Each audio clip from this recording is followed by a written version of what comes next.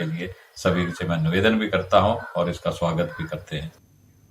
नाहन में विधायक राजीव बिंदल ने बीजेपी चुनाव कार्यालय का शुभारंभ किया। इस दौरान राजीव बिंदल ने कहा कि हिमाचल प्रदेश में बीजेपी चुनाव के लिए पूरे तरीके से तैयार है और एक बार फिर से हिमाचल में बीजेपी मिशन रिपीट वाली है और केंद्र नेतृत्व में हिमाचल के साथ चट्टान की तरह खड़ा है। ऐसे में प्रदेश में सत्ता वापसी तय है।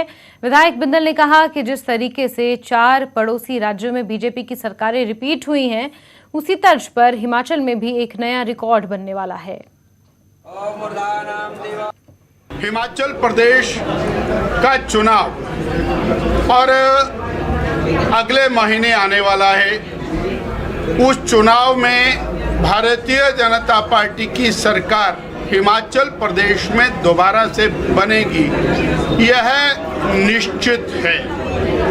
देश में अनेकों राज्यों के अंदर चुनाव हुए और कांग्रेस की जो स्थिति पूरे देश में बनी है, वही स्थिति हिमाचल प्रदेश के अंदर भी आने वाले महीने के चुनाव में बनने वाली है।